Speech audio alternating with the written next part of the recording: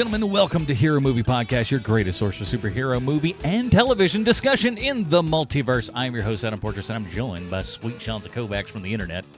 Number 5 is alive. And, of course, Bruce Leslie. I'm a prickly pear, and I, too, have dropped turds bigger than Herb. Oh, there's no doubt about that. Bruce and his turd-dropping abilities, I'll tell you what, boy. And we are back here with a bit of a change in game plans. Now, I know last week we got to the end of the show, and we said that we were going to review The Puma Man. Now, I want you to know that we were all very much looking forward to that one. We know that you were, too.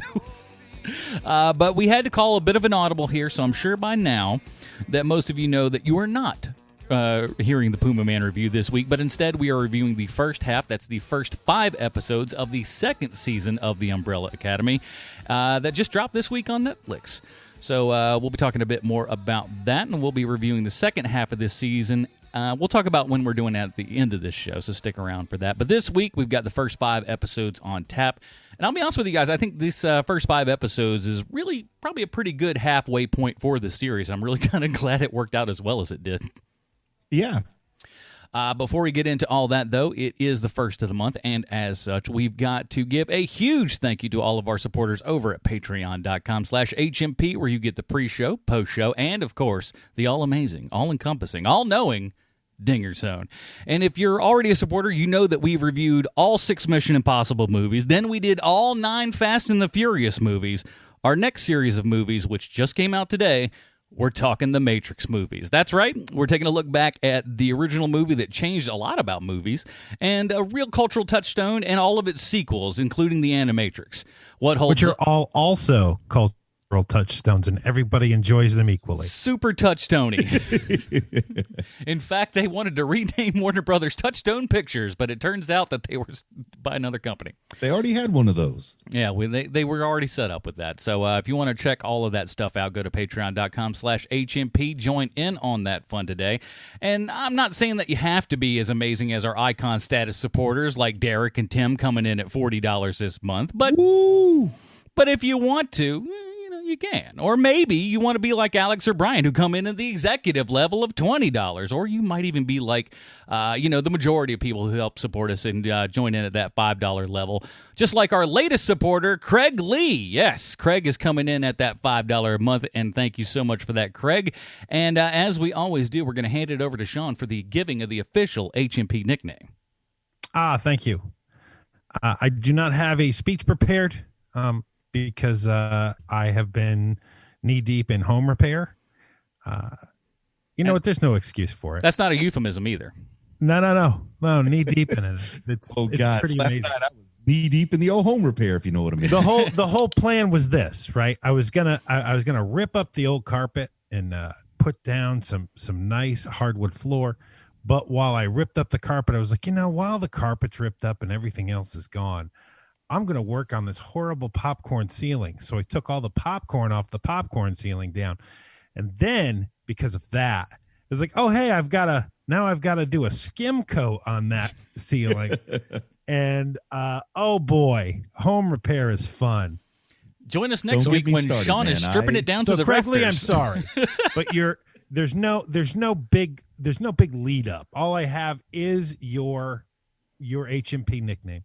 And Craig, your HMP nickname is Mudbutt. I like it. Mudbutt, not too bad. It happens to the best of us, I think.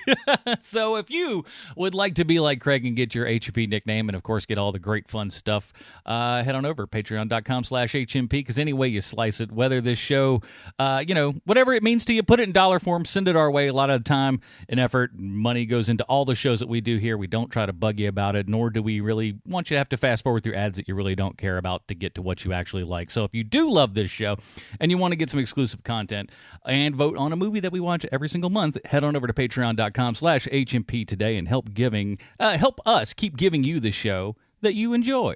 But if you're short on cash, you don't want to support right now, we absolutely understand that as well. In that case, we just ask you to give us a 5-star review on iTunes, a.k.a. Humdinger. And of course, you can, or even just, share this with a friend. You'd be surprised how many fans that you can get just by sharing the show with some friends. And if you've done all of those things or would like to in the future, we'd really appreciate it. And if you're like me and you don't have any friends, share it with an enemy. We don't. Yeah, share it with an enemy. And as we've always said, steal your mama's iPhone and give us a 5-star review on there, and let us know that you're doing it when you do. That also is. I don't know. It's just a fun thing for me saying I stole my girlfriend's iPhone, and now I'm reviewing this. So there you go. All right, everybody. Like we said, this week we are talking about the first 5 episodes of Season 2 of The Umbrella Academy. Let's go ahead and get into it. Here is the trailer. Loser! Diego! Skip, you're right. What the hell did we do now?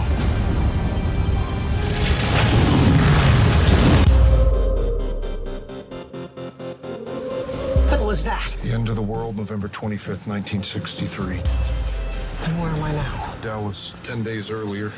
I need to find my family.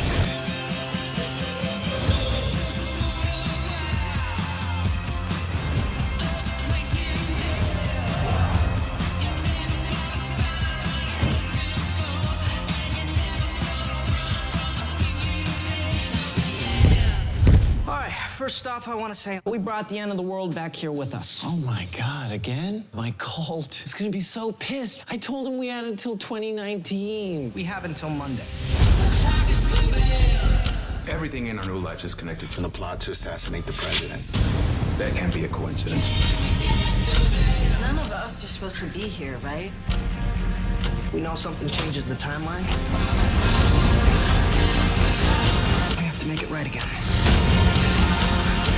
Before everyone and everything we know is dead.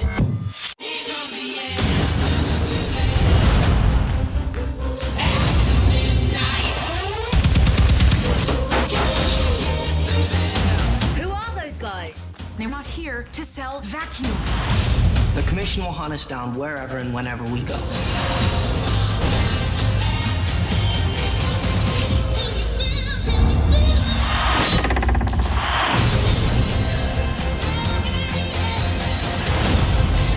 Spotter. What is that, like a wingman? You don't know anything about I know everything. You are an open book written for very dumb children. Klaus, it's Ben here. No, unfortunately, ghosts can't time travel. Are you kidding me?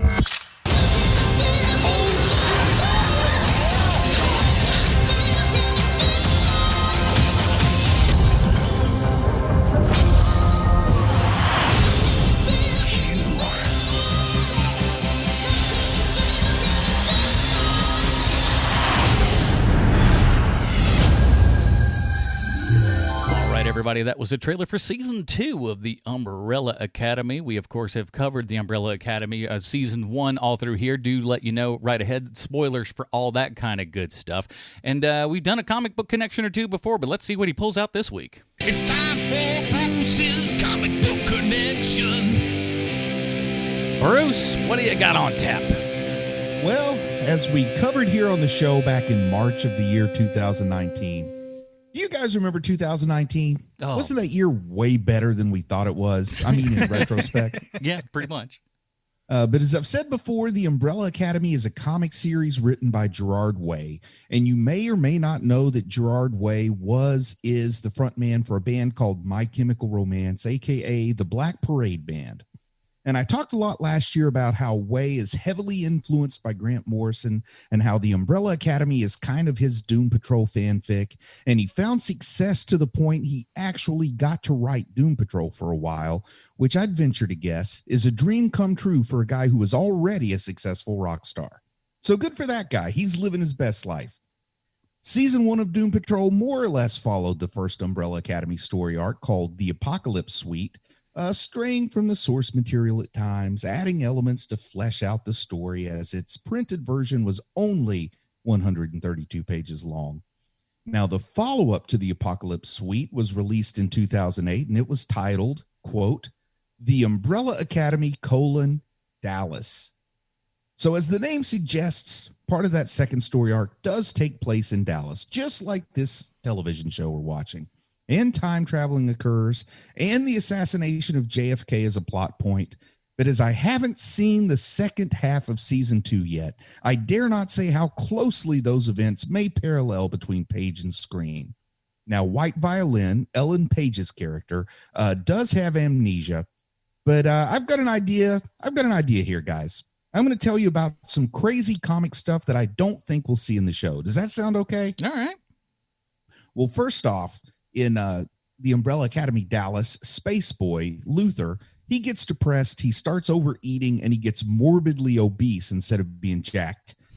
There's still a chance that they may work that into the show, but I haven't seen it yet. And for some reason, I just think that idea is great. Just a big, fat Luther sitting around feeling sorry for himself. He does also eat an awful lot this season, so that would make sense. Like you just constantly see him eating. And yeah, also in the comic book, the Umbrella Academy fight a living statue of Abraham Lincoln. Now that would probably make for a cool visual. And in our current political climate, I'd say that it would be viewed as having some kind of subtext regarding the value or harm of historical statues, whether or not the writers intended it as such. Also, there's a dream sequence in which Space Boy marries his sister. They have children, and the children are all chimpanzees. I'm not touching that one. Let's see. Hazel cuts off a guy's arms and legs in order to get a recipe for really good pie. And I can't blame him because who doesn't like pie? Oh, the goldfish. The goldfish with genius level intellect is straight from the comics. But something as crazy as that, you figure it has to be. God is a cowboy in the comic. And maybe there's a little Garth Ennis slipping into the Grant Morrison fandom with that one. And there are 2 soldiers in Vietnam whose sole purpose seems to be to carry a mummy to Saigon. And the Viet Cong are vampires. I should probably mention that. I guess all of this is just to say that the comics are genuinely crazy, and this show has found a way to adapt them well. But if you really like the crazy, the comics are wonderful, and you should check them out. Now, wish me luck when we cover part 2, because I have no idea how much more I can mine for a comic book connection on this wonderful show. So I can't wait for season 5 of this show. At that point, it's gonna be like, look, it was printed on paper. Here's the history of paper. Hope you don't mind. I'll go into the biography of Gabriel Ba, who people know less about, the artist. Oh, there you go. Get him a rock band, why don't you? Yeah. So yeah, man, going into season 2 here, I remember last season, you guys very much enjoyed season 1, right? I think Sean enjoyed it the most. I liked it because of 5. Like I think the character of number 5, it's the perfect melding of character from book, because I'd read the first trade. I haven't gone further than that, but I read the first trade, loved that, and I had no idea how they were going to make 5 work. And so seeing it on the show, and Aidan Gallagher, is that his name? Yeah. He's just so terrific in the show. He was the linchpin for the first season, and so I was hoping that the second season would be the same. I'll tell you that one bit of baggage I took into the first season is I couldn't help but see it as a competition between the Umbrella Academy and the Doom Patrol. Mm-hmm. And, the Doom Patrol on DC Universe debuted very close in time to the Umbrella Academy.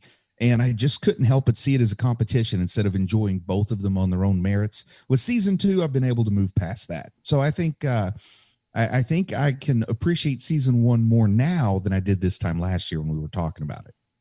Have you guys listened to the podcast of the making of the show? No. Well, I've listened to it. There's only 1 episode out so far. Ooh, I can catch up in time. Say what? I can catch up in time. That's good. There's only 1 episode. So there's a couple of things that inform you of the show on that podcast, because they do talk to Gabriel Way, right? Gabriel Way? Gerard Way and Gabriel Ba. Way, Gabriel Ba, right. Gerard Way, they talked to him, and basically one of the things that he did to come up with the idea of Umbrella Academy, which I think is just so lovely, is he just wrote all the things that he thinks is cool in a list. like he just made a list of all the things he likes. And so he just starts checking them off of like the occult, how he came up. Do you know how he came up with Space Boy? How he came up with Luther? No. He's a huge fan of that terrible sci-fi movie. Yes, I know the one you're talking about. Yeah, that's literally where that comes from. And I just thought, wow, that's so cool that he, Was that called the Forbidden Planet, Adam? Say what? I was asking Adam if that was called the Forbidden Planet. He usually knows this. Is that? I mean, I'm not sure what guy in a gorilla suit with a space helmet on. Yeah, with a TV on his head. I don't remember. It's been so long since I've seen all of it. It's like Space Monster or something like that. It's even less than you think. So, just learning stuff like that. It's very, very cool. Just the process, even with the Grant Morrison, clearly is in there. But he just wanted to make something that he himself would read. I'm like, man, that's great. Yeah. And also having this second season not look like something Grant Morrison would really do does help with that it doesn't feel like Doom Patrol anymore. Right. And so, so far I can say that with these 5 episodes, I very much enjoy this season 2 as much as I like season 1, because there is so much number 5. I mean, the stuff that I don't like, I still don't like about this show. There's certain characters that they're just not my jam, but the characters that I like, I really like a lot, and I want to see more of them even. Watching 5 episodes of the show isn't like watching 5 episodes of Iron Fist. And yeah, no kidding, man. And then something like, just like a real life outside of just the show itself thing that was kind of nice for season 2 is my daughter was a huge fan of season 1. So she kind of had circled on her calendar before I had when this was coming out. She was looking forward to watching this before I was. So we got to sit down and watch this together Friday afternoon, which is always kind of a nice like father-daughter thing.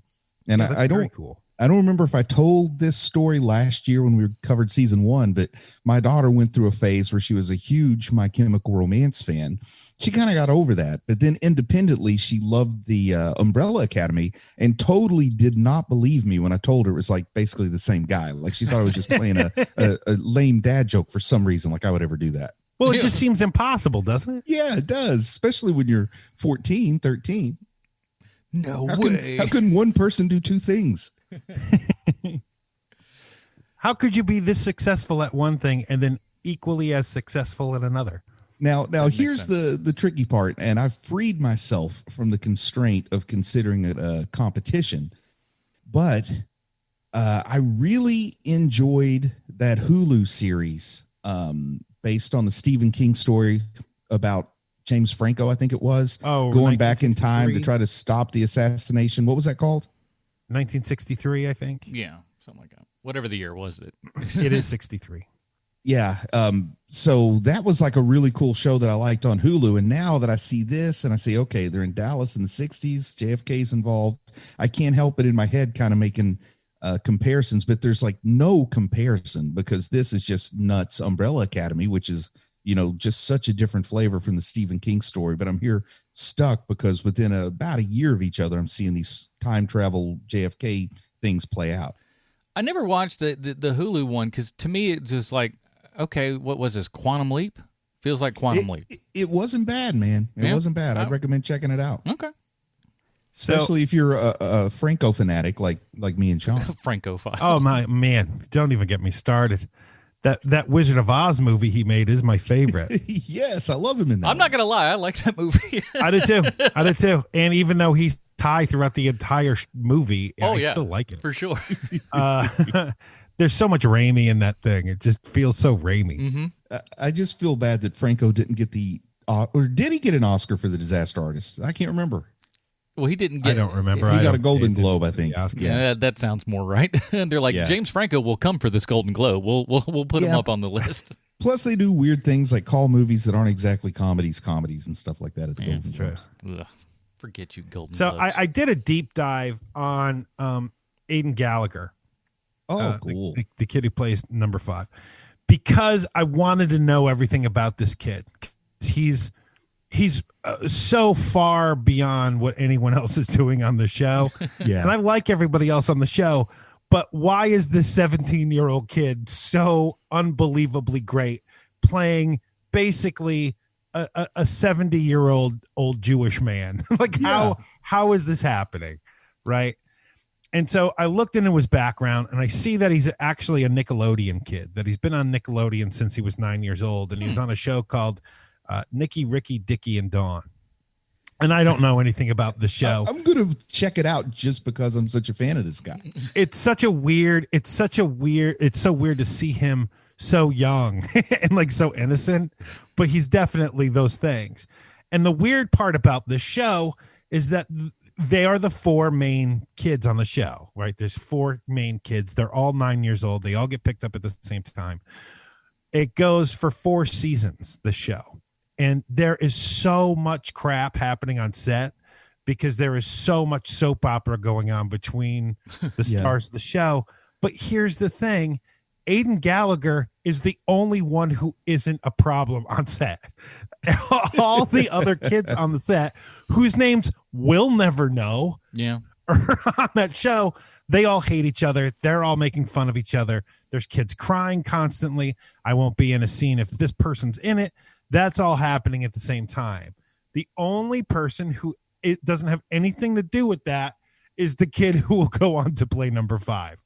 And then if that's not enough, that the kid started acting and had a regular gig by the time he was 9 years old, he is an ambassador to the UN. What?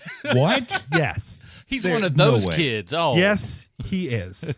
Now, I kind of guessed that this kid had been in the arts from an early age, even if not on the big time like Nickelodeon, but like locally or something, because it's clear he's never had to run before. Because there are a few times in this show when he's got to run and he looks like Silas. So I can tell that's a kid who's never ran unless it's on stage or in front of a camera. In June 2018, he was designated as the UN Environmental Goodwill Ambassador for North America. Yeah, good for him, I guess. My God. What do you think that gig pays? I'd like to do that.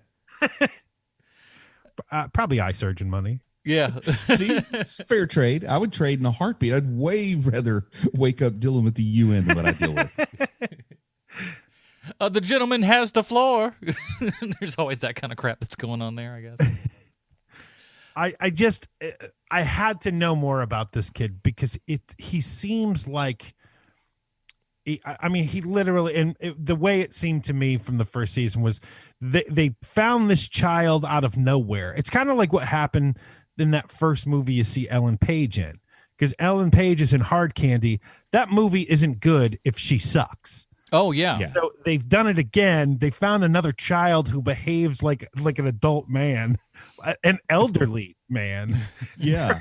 Able to do it, and they find it. And so, like, I had to know. I had to know everything about this guy. And so here we are. And Ellen Page, also a child actor, however, in something a little more R-rated than Nickelodeon stuff, in like the second season of Trailer Park Boys when she made her debut. Yeah, she's in that. But I mean, Hard Candy is like that is a hard R. that is an uncomfortable movie to watch, especially if you hadn't seen it before, don't know the story, don't know that she actually, was a legal age when she made it. It's a very uncomfortable movie. And Patrick Wilson in an earlier kind of standout role for him. And like the giant career that guy is, I think, well-deservedly gotten since then. Do you put that like online predator on your CV, or do you just put the name of the character? Yeah, it's Jeff. It's Jeff. What'd you do in that? I acted in it. I acted. Shut up. I also I apologize because I can't quite remember the actor's name, but I love the guy that plays Hazel. He was also in Mindhunter as the big gigantic serial killer that's soft-spoken. Right. I should have put his name down. I'm embarrassed that I didn't, but I love him. Cameron Britton. Yeah, I didn't know if he was going to be in this season at all, and he's not in it much, but it's kind of fun to see him with his Santa Claus beard and white hair, He also has like the weirdest speech pattern ever, where no matter what his whatever gear they put on him, he's still going to be the same guy. We had 20 years together. It's a bit odd. It's magical. But in like Hazel, I've never met a guy named Hazel, but it just seems like the perfect name for Cameron Britton. That's why it totally works. Yeah. I met like a really an old guy named Hazel when I was like a young kid.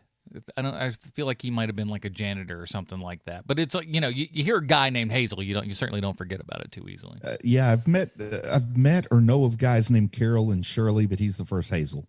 Surely you can't be serious. But it's everybody in this does a pretty good job. Now, I want to say this was brought up on Facebook here, and somebody mentioned this. The gal that plays Allison, Emma Raver Lampman.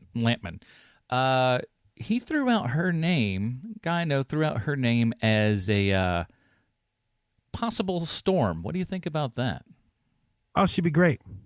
I think the more I see her, the more great, I'm like. But I really like the last person who played Storm. I don't remember the actor's name, but I really like her. Yeah, she looked the part. I just granted she wasn't given anything to do, but I like this girl a whole lot. I think she would bring something to the table here, as if you brought her in as Storm, because I like her and I like the energy that she brings to this whole show.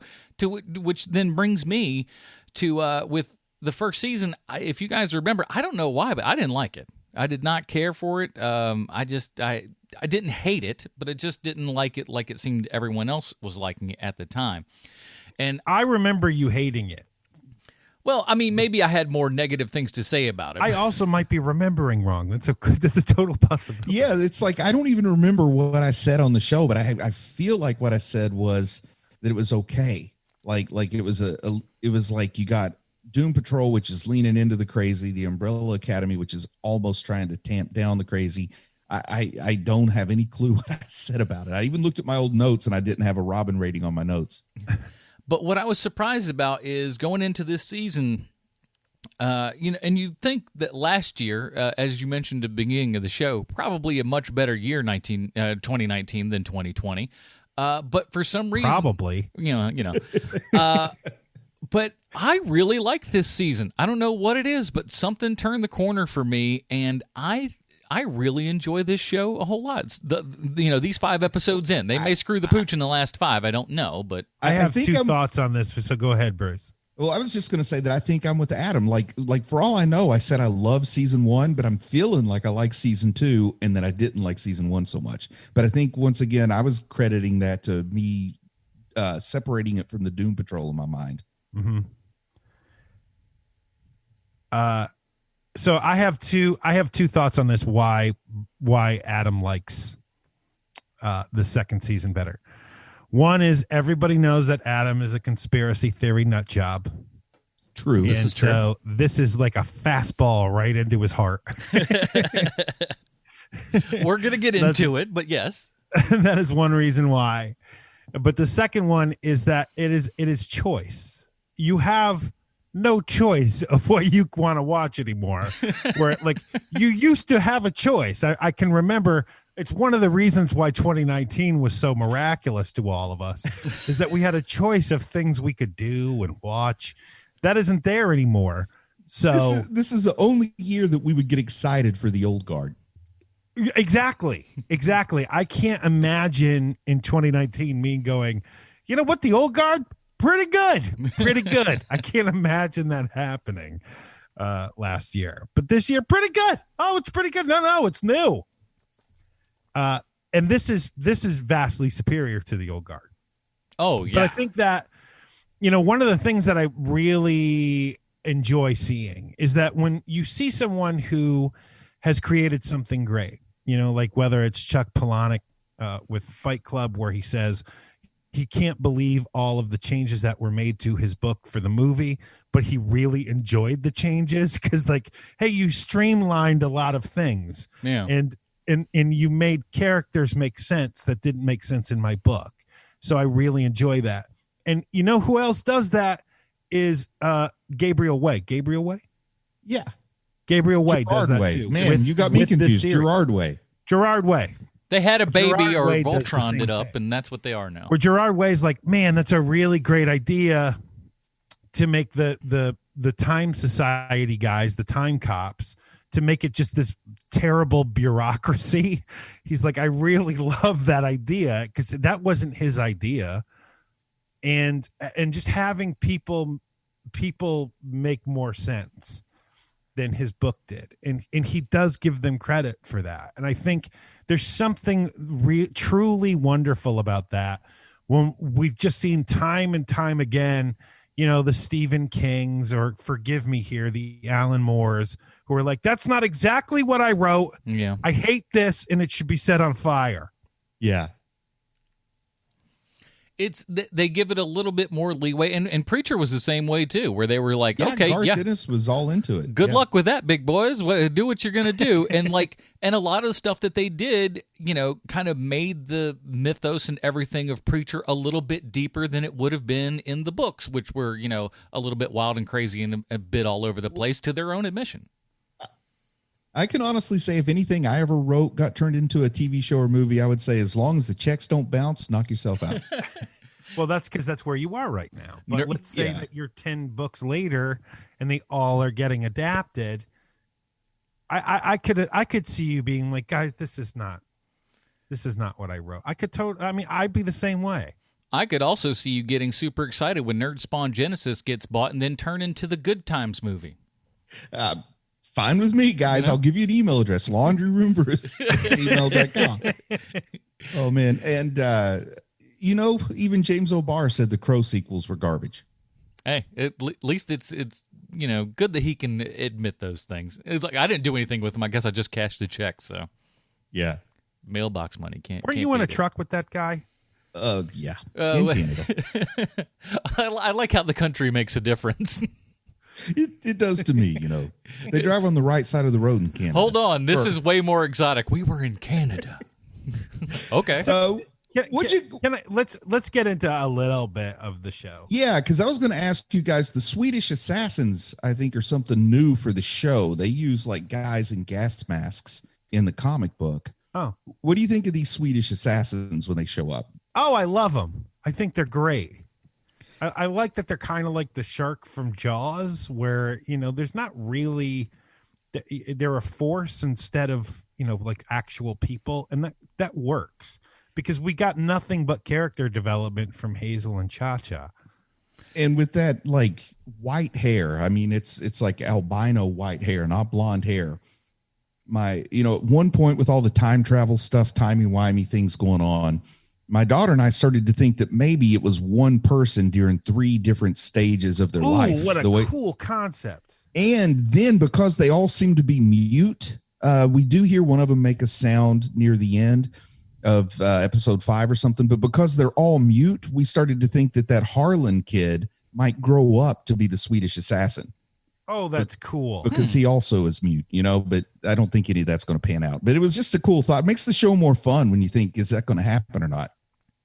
Yeah, if this was 30 questions HMP, which it won't ever be. But if it was, that would be an excellent question.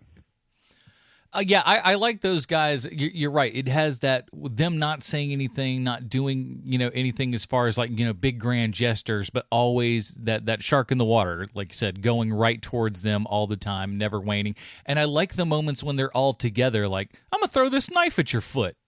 How about that? And my Fortnite loving sons pointed out that they didn't hold their Tommy gun properly. Oh, always nice when your 9-year-old tells you the proper way to hold a Tommy gun. Doing something right. Well, if they ever get a hold of, sweet 1940s guns, they'll know how to take care of themselves. That's important. My 12-year-old told me he wants a butterfly knife, which kind of made me laugh. Man, you're a very close to putting up a Confederate flag on your front porch. His mind was blown when I told him I had a butterfly knife when I was about 14. Then you said, I'm from Kentucky. And they're like, yeah. I had a machete at 8. That's a story for another day. Oh, man. Nothing wrong can happen with a butterfly knife hanging around the house. Nothing, I tell you. It's the kind of thing that I'm sure was purchased at a flea market. I've got to say that I kind of... This is why I'll never be successful on the internet for what I'm about to say. Let's hear it. When season 2 starts, I think I have a huge problem with the time travel. Okay. Because I'm like, the whole method of season 1 is that you can't stop this thing from happening, right? Yeah. And it's the entire premise of season 1. Season 2, we're just throwing that all away, right? Yep. But then I'm convinced, maybe 3 episodes in, that they still haven't fixed it. They still haven't fixed what happened at the end of the first season, because people are bringing it up. People keep bringing it up on the show. We're like, we still haven't fixed that thing that we tried to fix all last season.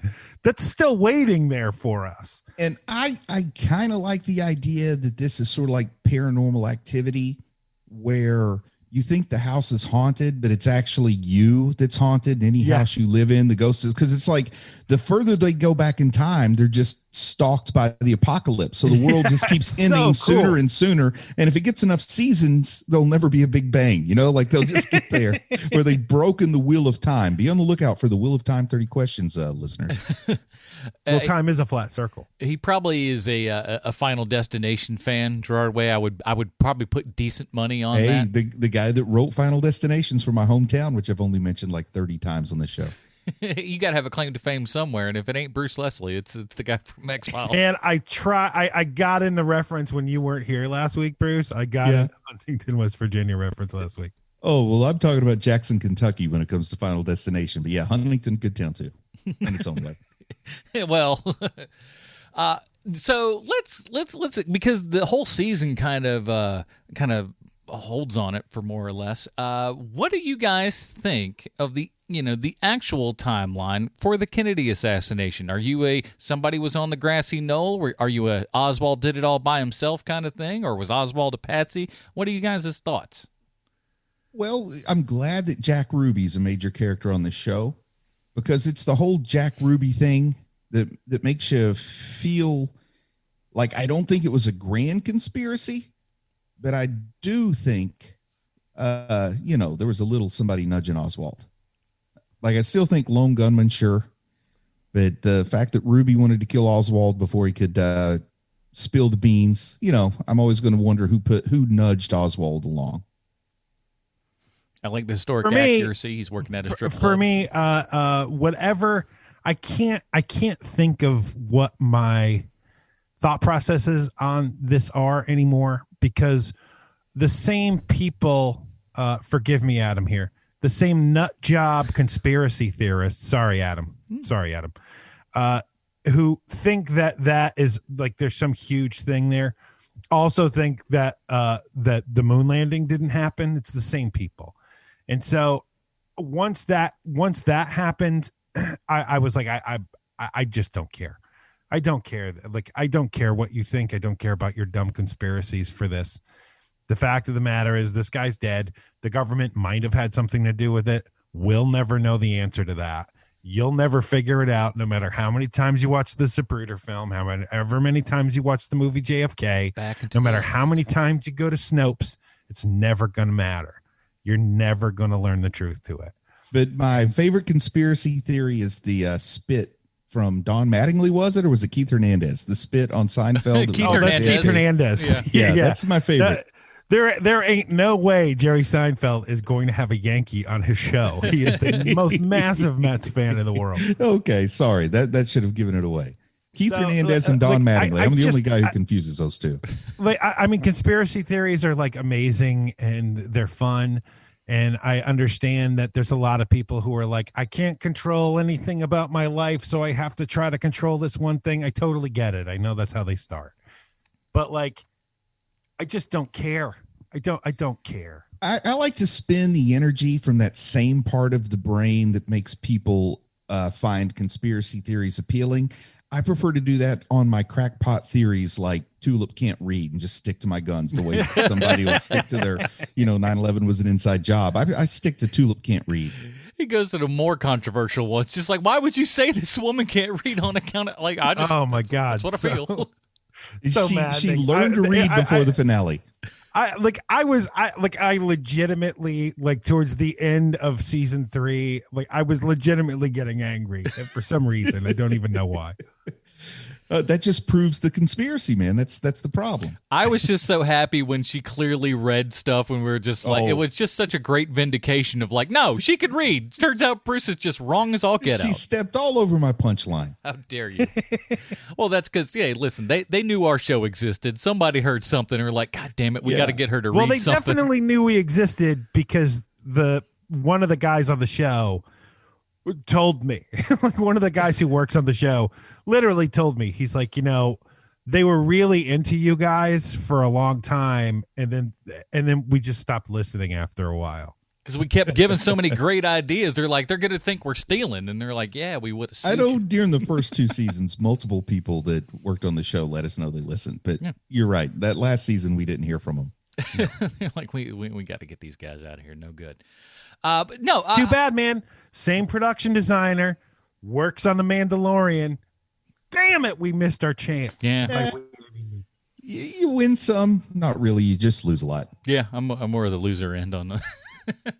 But I thought it was interesting of just kind of weaving in all the kind of JFK stuff and saying, oh, maybe Dad was in on the grassy knoll and stuff like that. I like the avenue that we're going down because I don't necessarily, again, with this particular, kind of conspiracy. So I think I'm going to surprise you, Sean. I'm actually a lot like you in this way because I just go, we're never going to know. I don't think the government, no matter what they know, is never really going to tell us the full thing. And some of that I like kind of holding my hat on going, they're keeping stuff from us. But at the same time, too, to me, all of it is just more like entertaining stories and ideas of what could happen. My actual belief of what actually happened, those usually, I believe, surprisingly, I believe the moon landing happened. But I'm all over the place. Strangely, I believe the moon landing happened, but I think all of Stanley Kubrick's movies were just faked. I don't think there really was a Kubrick. No, not at all. It's like Shakespeare. Just a bunch of people use that name. That's an amalgamation. That's why he looks that way. But I like this season a whole bunch. Especially by the end of the 5th episode, once we've kind of gotten the band back together, and that's where the season ends. Just kind of jumping around a little bit here, but they really, I don't know if this was like this in the first season, but I really felt like this was a very family situation going on in this second season. I feel like these characters truly do care for each other like siblings because when they get together, it feels like they're, talking to a sibling. And I like that a lot.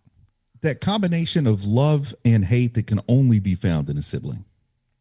Yeah, giving crap to each other and just kind of poking when and where necessary. But at the same time, it still feels like they all do actually like each other. And I thought that was I don't know if it was something that was missing or something I didn't see in the first season. Now, what did you guys think about Klaus's story where he becomes like a guru and leads this following?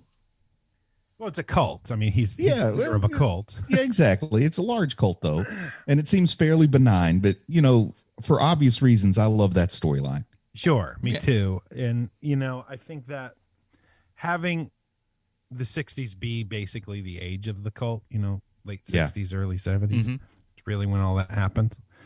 To have someone who actually can do something supernatural, you're going to have a lot of followers. Yeah. Even though it's like of all the possible things that he could use his power with to impress them, he uses it to just kind of float in the air and then that's it. But I mean, you say that now, but the real John, what was that guy's name that would pretend to talk to dead people and had a cable TV show? John Roberts, John Edwards.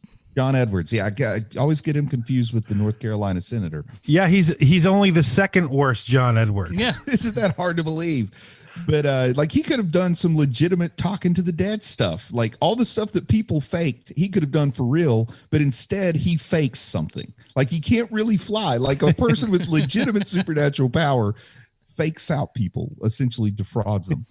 Well, it's tough to be like, listen, I promise you, I'm talking to this ghost right now. Oh, he says you're ugly. But he can actually use his power so that you can see the ghost to a degree if the ghost wants to be seen. Right. Okay. Yeah. So like he's not just talking to him. He can make him appear and genuinely like not cold read, but not say, did they have a vowel in their name? not saying stuff like that. He can actually give them legitimate things. I did love the poker game where, he's just like, he's got nothing. And of course he goes through and has the best hand that he could possibly have. I thought that was like a really great thing. Again, I love the interplay between all of the characters, real ghost or imagined. I would like that idea where I was the ghost and somebody was trying to use me to cheat at poker. And then later they found out I don't really know how to play poker. Like, I don't know what's good and what's bad. I'm like, oh, but man, 7s are lucky. He had a 7 and a 2. He's got 2 1s in there. I don't know what, I mean, I don't know. Is that a good? I mean, those are low numbers. This obviously they had to do principal photography a while back because everything got shut down around March. And I don't think that any of this was filmed since March, right? Doubt. Yeah. No, but they did do work on the show. Yeah. From their houses. Like it's one of the main things that they talk about on the show. But like the principal photography, what I'm getting at is the whole scene with the sit-in and the police brutality seems extraordinarily topical. But that all had to have been written and filmed way before. It was. Yeah. I think, let's call it what it is here. Because of the success of Watchmen, they probably were like, hey, let's get a little some of that. Yeah, Watchmen seem prescient. They seem to be chasing a trend. It's just impossible that it was a response. But also it just shows, boy, we're right back in the 60s. We have progressed 0 in 60 years. Yeah, it's awful. But it's done so well. I love the actor that plays her husband in this. I don't know Yusuf, of anything. his first name is Yusuf. I can't remember his last name. I've seen Gatewood. him. I've seen him in something before, I think, and he's great. Yeah, I can't recall anything, but man, just like his presence on screen, he's just another one of those like, man, y'all just knocked it out of the park with that guy. He's in Good Omens. Oh, that's where I've seen him before then. Okay. I knew I'd seen him somewhere, and I really liked the guy. And I also found Pogo's backstory was like so cool and heartbreaking. And, oh my gosh, really I can't believe well. I cared for a CGI monkey. Oh my word. Poor guy burning up on reentry just a little bit. I know real life astronauts have burned up on reentry, and I think they get a little bit worse off than Pogo. But, seeing her give the CPR monkey or the CPR to the chimpanzee, and then he gets the magic potion from the monocle from Hargreaves. And then we understand why he's Pogo now. Like, that was so sweet. And then it makes you think back to what happens to Pogo, and he's impaled on the antlers and makes you sad all over again. And kind of cool to see the robot mom as a real person, the person who inspired the robot that was mom. Cool. You know what it reminds me of? It's although done better, weirdly, is when you see Bishop in Alien 3, 4, where you see him, where the actor is playing someone else. Oh, and, yes. And it's not done as well. Like there's something missing when they do that in the Aliens franchise. Was that Alien versus Predator where we saw Bishop playing the person who was the inspiration for Bishop or something like that? I can't remember, man. Yeah, but I know what the you're later talking ones about. all kind of get squashed together. And also one of the best lines kind of saying what everybody has thought, not just about Diego, but about 100 characters you've seen in movies and TV shows like this, when he says, okay, so my brother Diego, think of Batman, but aim lower. Because there's so many Batman, but aim lower characters out there. Yeah, that was Robert Shaheen. Let's get to him for a second. Okay. Because this is now the third thing I've seen him in where he might be the world's finest scumbag now in movies. Yeah. he plays a variety of different ones. He whether he's on that British show, the name I can't remember, where it's kids with powers. Misfits, thank you. Oh, Joe Gilgun show, right? Yes, that's right. But he and weirdly Gilgun took over for the Shaheen character, because Shaheen's character leaves the Misfits, and then Gilgun comes in. So anyway, it's kind of weird. Anyway, I think of Robert Shaheen as somebody who's like younger. Anyway, maybe it's just their lifestyle choices making one older than the other. Yeah. Born in 1988, so that's surprising. Say what? Born in 1988. Oh, wow, that sounds like a child to me. Yeah, he's younger than I am. So he just plays such a different, even from season 1 to season 2 of this show. He's playing a different kind of scumbag than the kind of scumbag he was in season 1. I like him a lot more this season. I feel like he's given a much bigger spotlight this season than he was last season. Well, because they know that the coolness of the show doesn't rest on Diego's shoulders. You know what I mean? Yeah. Like, I would totally forget that guy's on the show, and I would be totally fine with that. With the long hair and the beard that he's sporting this season, I kind of picture him like growing up to be that guy from Flight of the Conchords that was on Legion. I can't remember. Jermaine. Or Jermaine, no R, right? Right, Sure. no R. Here's half my problem with him, and it's got nothing to do with it. It's so stupid, but I'm like, his hair is like at a 7 right now. It needs to be at a 10. It's so close. Like, the hair is good, but it's not like, if it were a little bit more majestic, for some reason, I feel like that would elevate the character to a bigger degree. I don't know why. I don't know why they're choosing to make him look like he's homeless this whole season, but they just did. Yeah, but I like it. It works. He's in the insane asylum or whatever and has to escape, so that works. Mm-hmm. Also, my daughter was mesmerized in a weird way by Ellen Page, because she's like, Dad, how old is she? She has a face like an old lady. She's 4 feet tall, and she has the body of a 10-year-old boy. Like what's the story there? And I said, she's like, that's Ellen Page is what the story is. Like, she's in her 30s. She's beloved by many, and that's just her. That's her. That's who she is. I think she's wonderful. She's kind of always looked exactly like that. But like, when there's, you see a lot of like shoulder up shots. You see a lot of shots that are like tight shots on faces when she's talking to people. But then she's like hugging number 5, and she's shorter than him. And that's when my daughter was like, what? I really like her. Again, I don't know if it's this. I'm going to go back and watch season 1 again at some point, just to kind of, I still think maybe I was in a crummy mood. But I like what she's doing this season, and I feel like she brings a lot of gravitas to a character that, if not played by a good enough actor, would come off as cold, aloof, and stupid. Yeah, man. I mean, let's face facts here. If there's even slightly less a performance than the one that Ellen Page gives, that character is the worst character on the show. But because it's Ellen Page, it is wonderful, because Ellen Page is just a terrific actor. No one's a bigger fan of Ellen Page than I am. I'm just a massive, massive fan. And I say this as a fan. That girl needs some bangs. And the forehead. Trust me, like the members of HMP are all members of the Big Forehead Club, and even we are going like, okay, come on now, you need to get some bangs in there, sweetheart.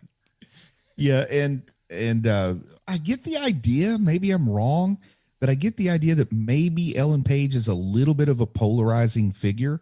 I'm a big fan. I've liked her ever since Juno, but I think there's some people that like just immediately say it's Ellen Page, I'm out. But explain. I get that. But I will say this, even though we all agree, I think that number 5, that Aidan Gallagher's turning in the best performance. She's the star. I mean, she's the biggest name, the biggest star on the show. Oh, right? yeah, man. When the credits come up, her name is numero uno. As it should be. Oh, yeah. But I mean, the reason why we see so much more of number 5 this season is because they know what they have now. Yeah. I don't think they really they were like, oh, this kid is pretty good the first season, and it's already locked in what they're writing. But season 2, they were like, hey, this is our meal right here. Let's bring in the boy. And I don't want to say they got lucky, because casting directors have skill. That's why they do what they do.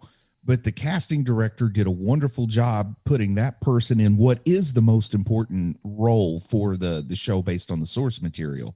Like they got that one right, and that would have been an easy one not to get right too. That's another one that if that character is no good, the entire show falls apart. It really does, because he's kind of the especially with season 2 here, is the crux of all of it. If that character doesn't work, your show is dead on arrival. Yeah, it takes a lot less to be number 1 on this show than it does to be number 5. Exactly. All you got to do is be super handsome and look like a gorilla. Yep, I'm halfway there. I think he's doing quite good as well here with, oh gosh, I can't remember the character's name right off the top of my stupid head. Big guy. Luther. Tom Hopper. Luther. Yeah. I think he's doing a great job here as well. There are a couple of moments. Oh yeah, he's great, man. There where he is just you look, and it's tough because he's in this big giant outfit. You know, he's just this big thing, so you're constantly just looking at his giant arms and shoulders and everything. But if you take the time to look at what he's doing on his face, it's a lot of good stuff going on here, and I'm feeling for this character and empathizing with him in a way that I certainly didn't feel with season 1. And I also think that Klaus is great. They cast Klaus wonderfully this season. He was great last season. You know, he's this show's Cassidy, but he's has his own twist to it and work it out great. I haven't seen the second half of the show though, so I don't know how it goes. But I'm liking that they've changed him a lot from the comics. I wonder if those two actors hate each other. Or if they either like hate each other or they're like best friends in the world. It's one or the other, isn't it? Because I'd love to see them in a movie together where they're playing scum bums. That'd be so great. Man. That would be good. I like I like the kind of arc that he's doing here. The chance that he has to go back and say, hey, look, there's this guy that I fell in love with during Vietnam. He's the assassination of Kennedy is what pushes him to join the service there, and of which he then later on gets killed. And him going, look, I know you don't know me. I know we don't have any kind of a relationship. I'm just a guy who showed up in a paint store. But for the love of God, please don't join the war. So you'll die. I just, and he may never even have any kind of relationship with him after that, but he loves that guy enough to go, I don't want him being hurt in any way, shape, or form. But at the same time, you also can get into some sort of, time paradox, and I don't know how much we'll get into that come the second half of this season, but it's interesting, and it's done in a very solid way. I like it. And it, especially given the time period and everything, I just thought they handled it very, very well. And then I guess the last thing that I'll bring up to talk about is Leela. Leela, a new character. I don't think she's in the comics at all. She is the other patient in the asylum that Diego forms a relationship with. And then we get the big twist that her mom is the handler from the time police bureaucracy. And that was one of those twists I did not see coming, and I like it because usually I kind of have, just because I throw like 15 different theories about every character out there, I usually am kind of seeing where things are coming, but I never guessed that she was like she was part of the time agency, time bureau, whatever they're called. Jean-Claude Van Damme will show up in season 3 with Time Cop. Regular cop, that was my pitch. just cop. I thought I love the addition of her into this, and this kind of person they can't quite trust that's coming along. And why would you trust this person that you took with you from an insane asylum to help join your crew? I mean, I guess if somebody's willing. Yeah, but you also got to wonder, why is somebody with a really posh British accent doing in a Texas insane asylum?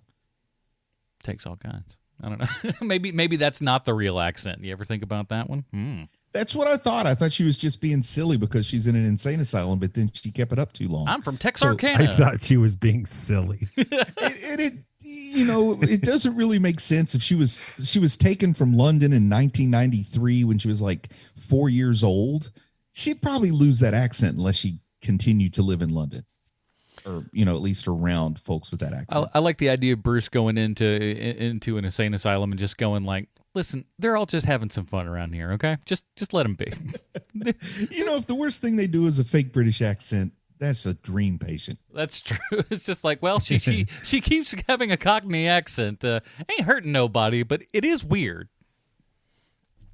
All right, well, let's get down to it, boys and girls. It is time to figure out how this show connects one-to-one with Sylvester Stallone. Thank you, Adam. I have a prepared statement. Way back in episode 251 of Hero Movie Podcast, Adam, Bruce, and me, the newer, better Sean, reviewed the first season of The Umbrella Academy. It's almost 100 episodes later, and yet everyone still remembers the best part of episode 251, the Stallone connection. In that broadcast, I linked Paul H. Paulino, who was the visual effects texture painter, till Sylvester Stallone. And since it was such a fan favorite and literally everyone's been asking for me to do it again, I've decided to bow to peer pressure and read it again the way God intended, word for word. So here we go. Paul H. Paulino is the visual effects texture painter on Umbrella Academy, and Paul H. Paulino is clearly a made-up name. No one names their kid Paul when their last name is Paulino. A baby is born, and the best Mr. and Mrs. Paulino can come up with is Paul. Doubtful. So what's your story, Paul H. Paulino? Are you running from someone? Have you committed multiple felonies and needed a fresh start? I'll warn you, Paul H. Paulino, crime finds you. If we learn nothing from the movie A History of Violence, it's that Maria Bello looks great in a cheerleading outfit. Really great. Oh, yeah. Really, really, really great. And that crime finds you. Or maybe Paul H. Paulino doesn't understand how humans work because he's an alien and almost gets how us humans work. He says things like, I enjoy love, and baseball is a sport I participate in. Super close to how we speak, but not all the way there, Paul H. Paulino. I'm hoping the H stands for Helino. Paul Helino Paulino. Paul Helino Paulino also worked on a movie called Guardians of the Galaxy Volume 2, which feels like one of those Marvel movies that is quickly being forgotten, and I'm not exactly sure why that is. Maybe because it's so close to Black Panther and Thor Ragnarok, but whatever the case, it's really good, and Adam, Bruce, and the old worser Sean reviewed that movie during episode 156 of Hero Movie Podcast. If you want to listen to the tour de force of co-hosting, listen to the job Adam Portress does on that episode. He keeps it moving. He brings thought-provoking questions to the review. Sound like me. Maybe one of the best episodes they had during that time.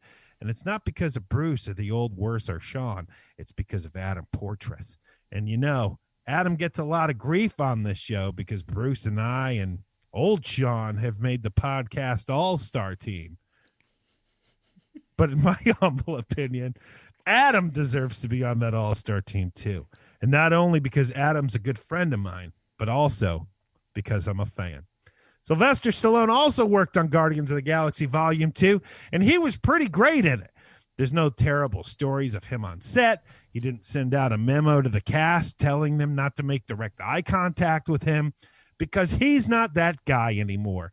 And if you behave like that on a movie set, you won't be working for very long these days. You hear that, Madonna? We're not putting up with your garbage anymore. I hope we get to see more of him in the Marvel universe because there's something great about having him around and something so relevant. And there you have it. This week's Stallone connection is none other than Paul H. Paulino. Thank you. I'm Sean Kovacs. Thank you so much.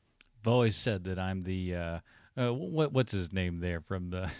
I had it before the end of the show. Crap. Forget it. Let's go into it, everybody. Everything I just said, forget it. Isaiah Thomas. That's what it was. I took an insult for me to remember. I'm the Isaiah Thomas of podcasts. I'm good enough, but I'm going to be left out of that first round of Dream Teams. Oh, I was thinking you're more like a middle reliever. Listen, shut up and time for your Robin rating. Check it out over at reddit.com/r/Hero Movie Podcast. That's where you can find the Robin rating system and join our little merry band our own subreddit of memers over there, everybody. Bruce, we're not doing this yet. We're not doing that. I forgot. We're only doing the first half here. Do you look forward to the second half of this? Let's put it to you that way. Yes, I am looking forward to the second half of this more than I thought I would. It even took a little bit of, I'm like just ridiculously crazy busy right now. So watching 5 hours was hard, but it was also hard not to continue watching. Yeah. So that's a good sign. I'm looking forward to checking out the second half. Yeah, Sean, what you looking forward to? Part 2. Oh, I hate this show. Oh, well, clearly, from the hour that I just spent heaping praise on it. I'm very much looking forward to it. I can't wait to see how this turns out. I hope that they do well with the ending like they did last season. We shall see. Yeah, I'm surprised that I am as gung-ho about it as I am, because last season I was not super hype on this, and I wasn't terribly looking forward to it, but I went in with as open mind as you possibly can, and I love it. I love the fact that we're in the 60s. I think this soundtrack is just so wildly on point. Oh, my Lord, it's so good. So I'm looking forward to see what they're going to do with the second half of that here. And you guys are going to get that not next week, but the week after next. So next week, we are going to get into Transformers War for Cybertron trilogy. Now, we're not doing the whole trilogy because it's not out yet. But the first 6 episodes are out on Netflix right now. That's 2 Netflix in a row. It'll be 3 when we get to the second half of this one. So Netflix, how about a sponsorship? Just kidding. You won't do that. So check it out. Transformers War for Cybertron. It is on Netflix currently. We'll be jumping into that next week. In the meantime, Bruce, where will we find more of your work on the internet? I've been moving into a new house. It's been crazy busy, crazy lot of work, so I don't have a whole lot to put out there. But I will say, if you haven't listened to it yet, go back and check out the bonus episode of Snowpiercer 30 Questions. You don't have to know anything about the show. We just had a nice interview with the Fletcher fellas. Jalen Fletcher and his older sibling, his older brother, sat down and talked to us for about an hour, and it's a good time. You need to go check it out. I hear sweet Sean C. Kovacs from the internet is from the internet. Is there any truth to that? There is. I'm all over the internet. I'm just not very popular. Fair.